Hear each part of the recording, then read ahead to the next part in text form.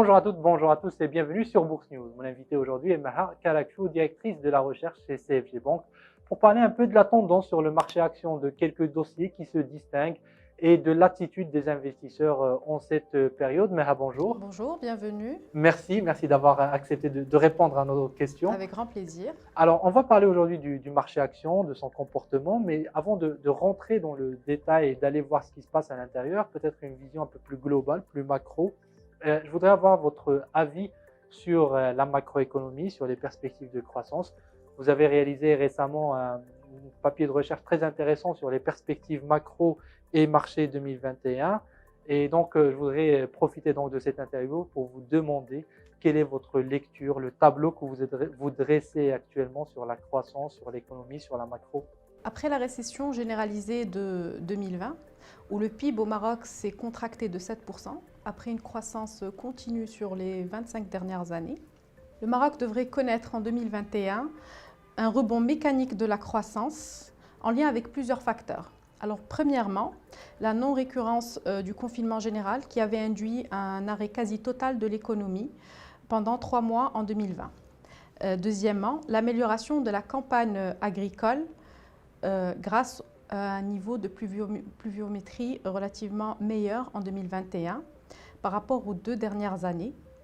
Et dans ce sillage, donc, et selon les statistiques de Banque El Maghrib, les prévisions de Banque El Maghrib, la valeur ajoutée agricole devrait croître de 17,6% et la production céréalière serait estimée à 95 millions de quintaux versus 32 millions l'année dernière et versus une moyenne de 75 millions sur les 10 dernières années. Donc une excellente année agricole. En effet, une excellente année agricole, en prévision en tout Ouais. cas.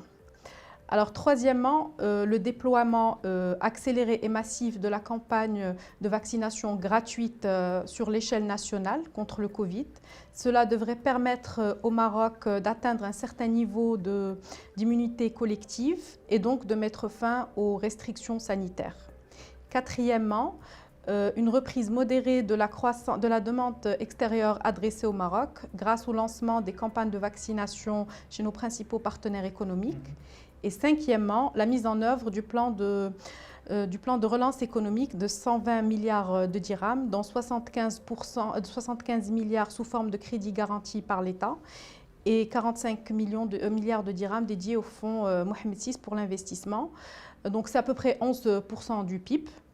Et donc l'objectif de ce fonds d'investissement est de promouvoir l'investissement dans des secteurs clés et des secteurs orientés vers l'export, donc notamment l'agriculture, le tourisme, l'équipement et l'immobilier, mais également d'investir dans des projets de développement humain tels que la santé et l'éducation.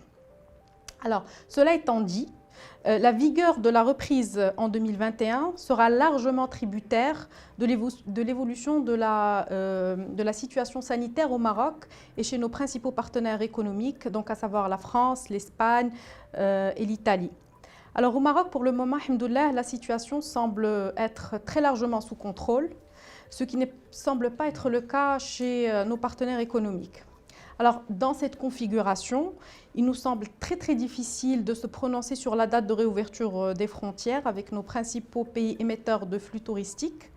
Mais encore, le prolongement de l'état d'urgence sanitaire et du couvre-feu sur l'ensemble du territoire national, dans l'hypothèse d'éventuels retards dans les approvisionnements du vaccin contre le Covid-19, pourrait également contribuer à ralentir ou à freiner cet élan de reprise. Très bien, donc la reprise est là, en tout cas l'environnement est là pour avoir une bonne reprise, mais il y a quand même des sujets qu'il faut encore observer. Effectivement. Très bien.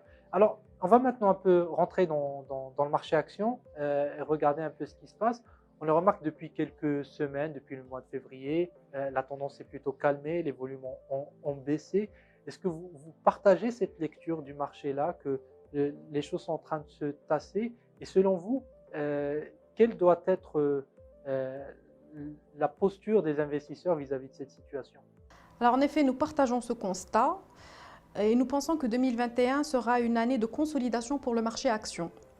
Alors nous pensons que les niveaux de valorisation actuels du marché intègrent d'ores et déjà les perspectives de redressement et de croissance de la masse bénéficiaire en 2021. Alors je m'explique. Le marché traite actuellement un PER prospectif donc sur la base des bénéfices 2021 ajustés, de 21 fois. D'accord? Et le PER historique ajusté est de 24 fois les bénéfices 2020. D'accord? Alors, sur les 10 dernières années, le marché a traité en moyenne à 19 fois les bénéfices. Et le PER cible ou le PER théorique, tel qu'on a calculé dans un papier que nous avons publié il y a quelques mois de cela, serait autour de 18,4 fois.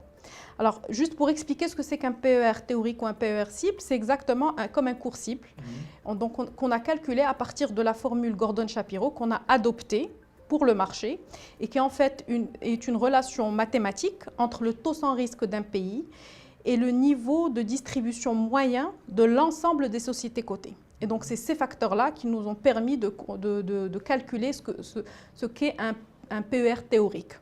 Et là, on est au-delà de ce PER théorique. Donc, aujourd'hui, on est au-delà de ce PER théorique et on est au-delà aussi de la moyenne des 10 dernières années. D'accord. Donc, nous estimons qu'un redressement de la masse bénéficiaire en 2021 est déjà bien reflété dans les niveaux de valorisation et par conséquent, le marché devrait, selon nous, poursuivre sa phase de consolidation horizontale qui a été entamée depuis janvier 2021. Donc, la consolidation des niveaux de valorisation permettrait au PER de rester autour de 21 fois les bénéfices, ce qui est un niveau relativement proche de sa moyenne historique et de son PER cible. Très bien. Donc, après l'accélération qu'on a eue depuis mars ou avril dernier, où le marché grimpait facilement très vite, les investisseurs étaient donc en train peut-être d'anticiper ces bonnes nouvelles que vous nous annoncez actuellement.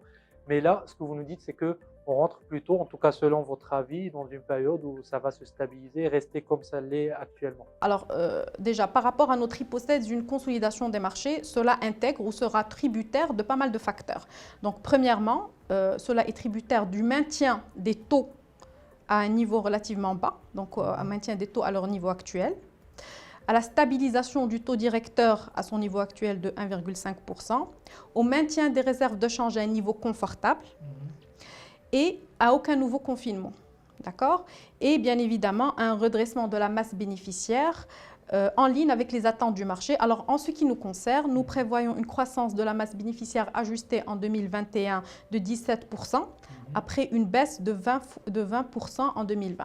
Et donc, dans ce climat-là, et c'était ça ma question, les investisseurs doivent être un peu plus sélectifs que d'habitude. Si le marché est stable, ça veut dire qu'il est plus difficile d'avoir du bon papier ou des paris de qualité. Dans cette configuration-là, nous, ce qu'on préconise, c'est vraiment aller chercher des actions offrant un rendement durablement supérieur à la moyenne du marché, qui est de 2,7%, et supérieur au taux sans risque, qui lui est de 2,35%. Donc, aller chercher du rendement, du dividend yield, qui est supérieur à ces niveaux-là.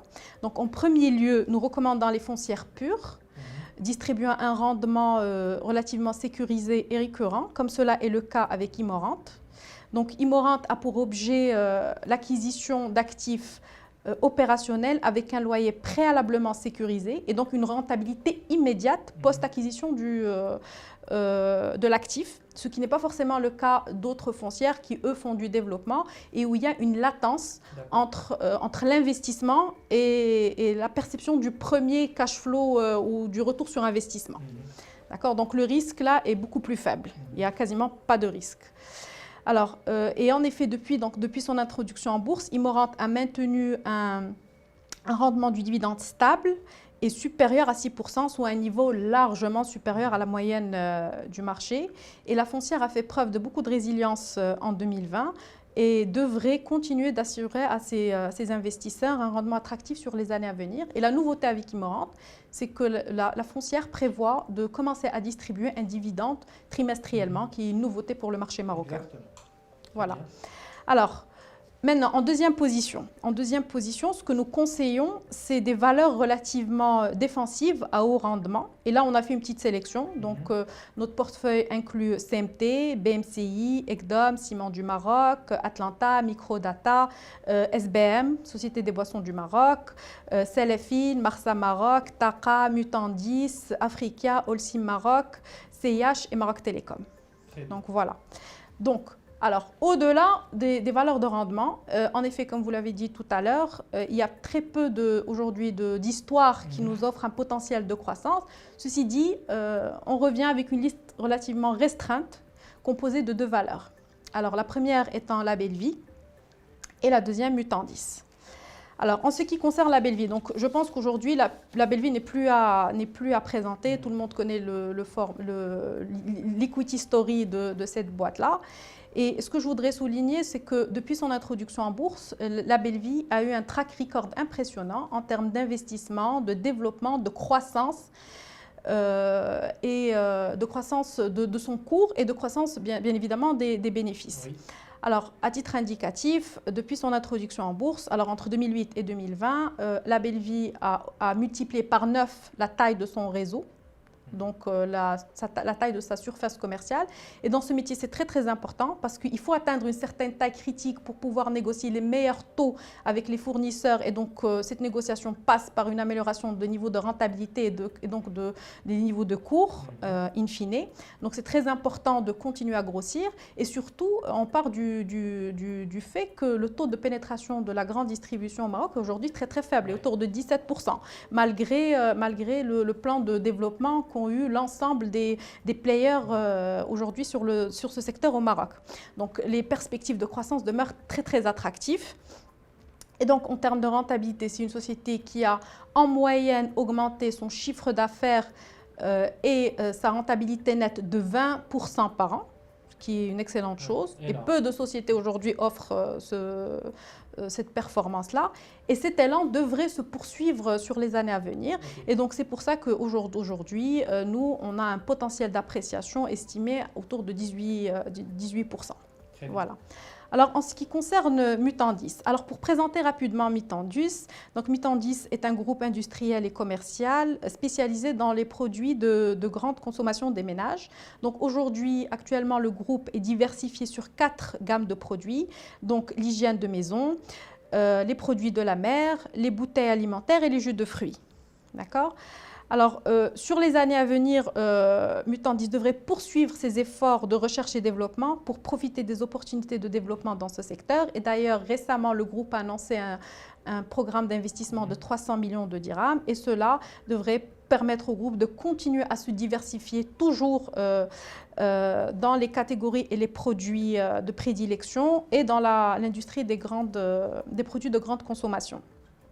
Alors, pour nous, Mutandis représente une valeur très attractive en raison de plusieurs facteurs. Donc, premièrement, du potentiel de son portefeuille de marques qui jouit d'une forte notoriété au Maroc, mais également sur plusieurs pays africains.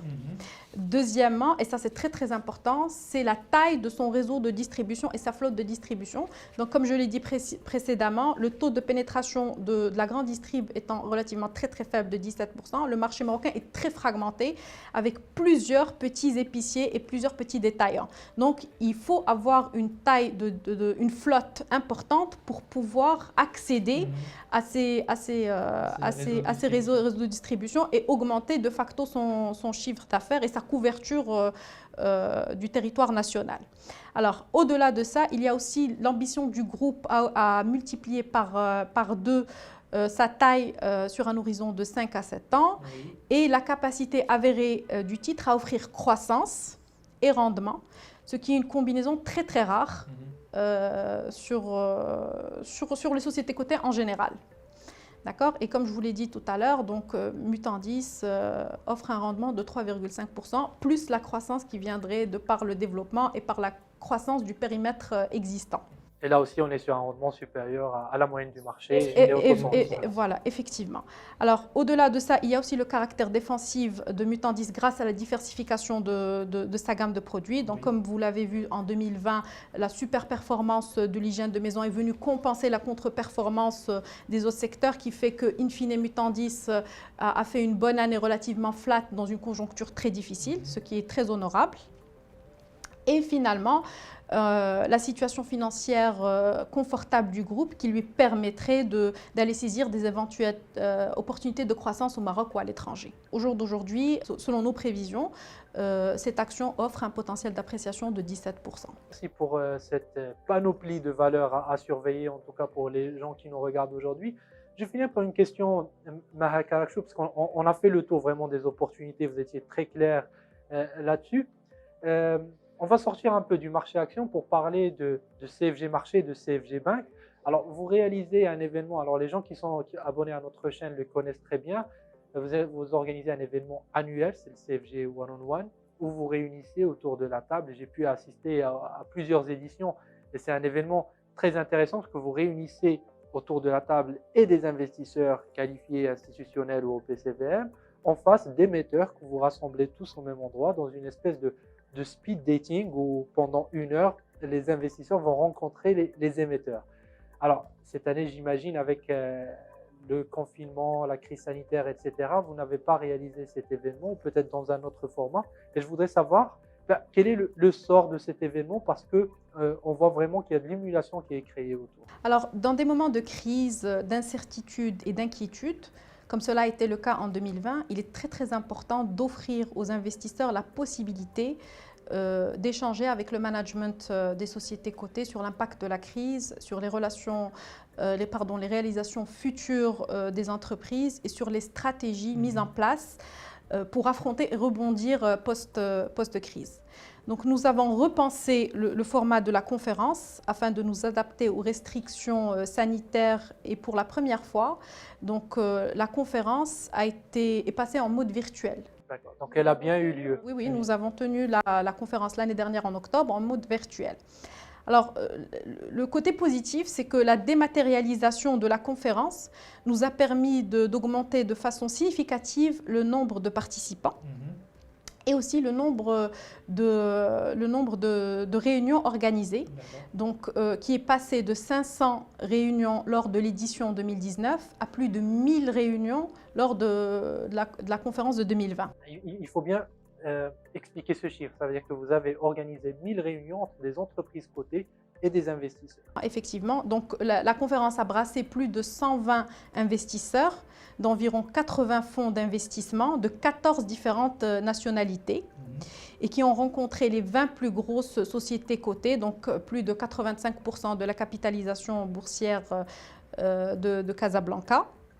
Alors cette année, nous nous apprêtons à lancer les invitations pour la 8e édition de notre One-on-One Equity Conference et qui se tiendra comme à l'accoutumée en octobre prochain, Inch'Allah, et qui bien entendu sera une fois en mode virtuel, le temps que les choses reviennent à la normale. Écoutez, merci beaucoup Mehak Arakchou pour ces explications et pour cette lecture du marché action et des différents dossiers que vous nous avez proposés aujourd'hui, aussi bien sur le côté rendement que croissance, que des valeurs alliant rendement et croissance. Merci à vous. Merci.